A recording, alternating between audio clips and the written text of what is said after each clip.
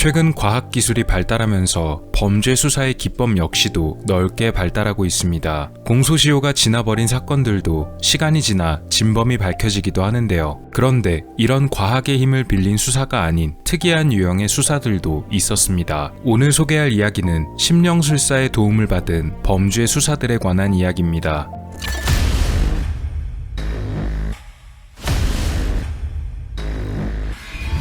1996년 22살의 싱글맘 니콜 아로샤는 자신의 딸아이를 부모에게 맡긴 채 남자친구와 저녁 시간을 함께하기 위해 외출합니다. 그러나 니콜은 자정이 넘어도 집에 오지 않았고 결국 그녀의 부모가 경찰에 실종 신고를 했습니다. 경찰에서는 용의자를 특정했는데요. 바로 그날 저녁 니콜과 마지막으로 만났던 그녀의 남자친구 마이클 리드였습니다. 형사들은 마이클에게 여러 가지를 취조했지만 결정적인 증거가 전혀 없었습니다. 그러던 와중에 경찰은 다른 방향으로 눈을 돌립니다. 조금 뜬금없지만 심령술의 도움을 받는 것이었는데요. 그들이 찾아간 영매는 지역에서 유명했던 프랭크 세인트 제임스라는 남자였습니다. 프랭크는 경찰로부터 니콜의 사진을 건네받자마자 안타깝게도 이 여성은 더 이상 살아있지 않다고 말합니다. 그리고 직접 경찰과 함께 실종된 니콜이 살던 그녀의 집을 방문합니다. 니콜의 집에서 그녀의 영혼과 만났다는 프랭크는 그녀의 몸이 현재 근처의 늪지대에 있다고 전했으며 직접 걸어가기에는 무척 어렵고 공중에서 보면 쉽게 찾을 수 있을 것이라 전해줬다고 합니다.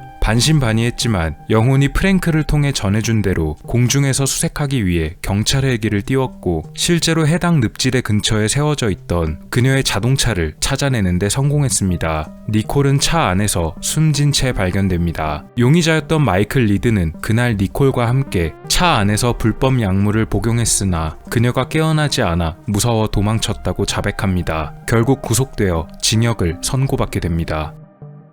1975년 티오가 카운티에 위치한 호수인 엠파이어 레이크에 놀러갔던 5살의 토미 케네디는 가족과 함께 산책을 하던 중 실종됩니다. 엠파이어 레이크 주변은 숲이 우거진 곳이었고 넓이도 꽤나 넓은 곳이었기 때문에 실종 수색에 난항이 빚어졌습니다. 수백 명의 경찰들과 자원봉사자들이 나서서 장장 16시간에 걸쳐 호수와 근처를 조사했지만 실종된 토미를 찾기는 어려웠습니다. 지도에서 보듯이 너무나 넓었기 때문입니다. 토미의 아버지는 결국 경찰이 아니라 다른 이의 도움을 받기로 결정합니다. 필 조던이라는 영매를 찾아갔던 것입니다. 다음날 필은 엠파이어 레이크에 도착합니다. 그는 경찰에서 제공한 지도를 거부했는데요. 대신에 자신이 가져온 지도를 사용하겠다고 말합니다. 바로 필이 집에서 직접 그려온 것이었는데요. 필은 실종된 토미의 모습을 머릿속으로 찾아내어 소년이 있는 지역을 정확히 그려왔다고 말합니다. 물론 수사 관계자들은 그를 비웃었습니다. 필과 실종된 토미의 아버지 그리고 경찰 몇 명이 필이 그려낸 지도를 따라 비슷하게 생긴 지역으로 이동합니다. 이곳은 그 긴 수색 시간 동안 누구도 찾아내지 못한 곳이었다고 하는데요. 그리고 목적지에 도착한 이들은 추위와 공포에 지쳐 떨고 있던 토미를 찾아냅니다. 수백 명의 인원이 16시간이 넘게 찾아 헤맸지만 필은 단 58분 만에 소년을 찾아내는데 성공합니다. 이 사건은 지역 신문에도 보도되었고 필 조던은 순식간에 유명해지게 됐습니다. 그가 그려냈다는 지도는 꽤나 엉성하게 보이는데요. 머릿속의 이미지만으로 그려냈기 때문이라고 합니다.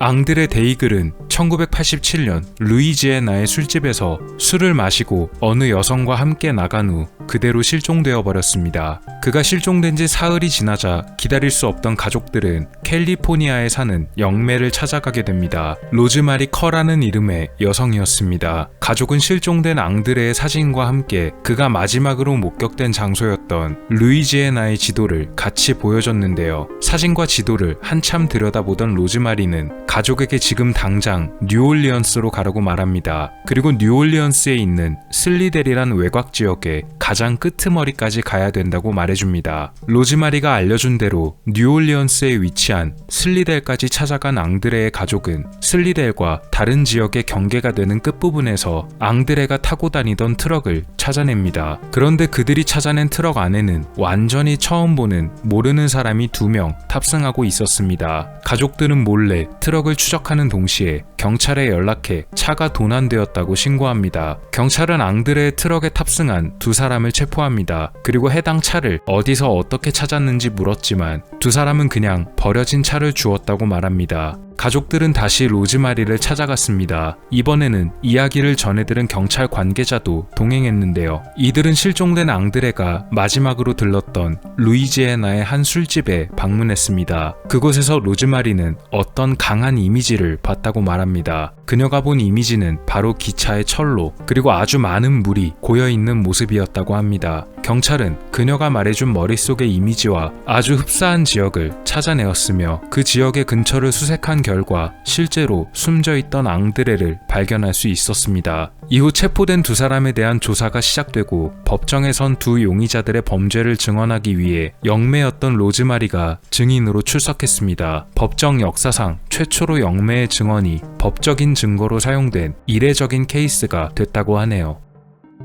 그런가 하면 조금 억울한 사례도 하나 등장합니다. 1980년 로키드 에어로스페이스에서 일하던 루이스 에타 스미스라는 여성은 한창 이슈가 되고 있던 어떤 사건에 관심을 가지게 됩니다. 간호사 일을 하다가 실종된 어느 여성의 사건이었는데요. 멜라니라는 이름의 이 여성이 실종된 사건은 경찰의 수색에도 불구하고 진전이 별로 없었습니다. 당시 경찰은 실종된 멜라니가 거주하고 있던 근처의 주택을 일일이 집집마다 방문하며 탐문 수사를 벌이고 있던 상황이었는데요. 루이스는 이런 수사 방식이 비효율적이라 생각했습니다. 그리고 비록 자신이 영매나 무당도 아니며 영혼과 교감을 나누는 능력이 있는 것도 아니었지만 어째선지 멜라니를 찾아낼 수 있다고 믿고 있었다고 합니다. 그녀는 경찰서에 가서 한 형사를 붙잡고 자신이 실종된 멜라니가 있는 곳으로 안내하겠다고 합니다. 루이스에 의하면 그녀는 현재 로페즈 캐년이라는 곳에서 숨져 있다는 것이었습니다. 결국 그녀의 끈질긴 부탁에 못 이겨 형사는 루이스와 함께 그녀가 설명한 곳으로 동행하고 놀랍게도 그곳에서 멜라니의 시신을 찾아냅니다. 형사는 루이스에게 도대체 어떻게 이곳을 알았는지 물었고 그녀는 마음의 눈을 통해 알아냈다고 말했지만 경찰에서는 루이스의 말을 믿을 수 없다며 오히려 그녀를 사건의 용의자로 체포했습니다. 4일 후 멜라니의 목숨을 빼앗은 진범들이 체포됐고 루이스는 구치소에서 겨우 풀려날 수 있었습니다. 그녀는 이후 자신을 부당하게 체포한 경찰서를 고소했으며 국가로부터 26,000달러를 배상받게 되었습니다. 1983년 제클린 풀은 웨스트 런던에 위치한 자신의 아파트에서 숨진 채로 발견됐습니다. 그녀는 당시 혼자 아파트에 살고 있던 중이었는데요. 문제는 사건이 벌어질 당시에 목격자도 없었고 별다른 증거도 없었기 때문에 수사가 난항에 부딪혔다는 점이었습니다. 그런데 숨진 제클린이 발견된 그 다음날 해당 지역에서 영매로 일하고 있었던 크리스틴 홀러하는 관할 경찰서에 가서 죽은 제클린의 영혼이 자신에게 찾아왔다고 주장합니다. 경찰에서는 당연히 장난치지 말라고 경고했지만 크리스틴은 자신이 영매로 오랫동안 지내왔으며 절대로 거짓말이 아니라고 강하게 말했습니다. 일단 그녀가 무슨 말을 하는지 들어보기로 했는데요. 크리스틴은 제클린의 영혼이 자신에게 범인의 인상착의를 묘사해줬다고 설명했습니다. 사건 당일에 범인이 입었던 스웨터, 그리고 범인이 사용한 흉기와 그의 몸에 새겨진 문신, 마지막으로 범인의 평소 별명까지 알려줬습니다. 영혼이 말해준 범인의 별명은 바로 포키였다고 합니다. 경찰은 그녀의 설명이 상당히 구체적이었기에 묘사된 특징을 가진 용의자를 찾아내기로 합니다. 그리고 그녀의 묘사에 부합하는 용의자로 제클린의 전 남자친구였던 앤서니 루어크가 지목됩니다. 실제로 크리스틴이 말해준 사항대로 앤서니의 집에서는 제클린의 영혼이 말해줬다는 것과 흡사한 모양의 스웨터가 발견되었으며 그의 몸에 새겨진 문신 역시도 설명과 일치했습니다. 더 놀라운 것은 앤서니 루어크와 친한 사람들이 그의 별명을 실제로 포키라고 불렀다는 것입니다. 이것은 그와 친한 사람이 아니면 모르는 사실이었는데 크리스틴은 앤서니와는 전혀 일면식도 없는 사이였습니다. 그러나 이렇게 여러 정황 증거가 발견되었음에도 어디까지나 영혼이 알려졌다는 점은 많은 사람들이 납득하기엔 황당한 근거로 보였기에 정확한 증거가 없어 앤서니는 풀려나게 됩니다. 그리고 약 20년 후 부검에서 발견됐었던 제클린의 손톱 밑에 남아있던 용의자의 피부와 앤서니 루어크의 유전자가 일치한다는 점이 밝혀지면서 결국 그는 모든 범죄 행각을 자백했다고 합니다. 영혼이 밝혀준 사건의 범인을 시간이 흘러 과학적으로 밝혀낸 사례가 됐습니다. 크리스틴은 자신이 겪었던 이 경험을 책으로 출판해내기도 했습니다.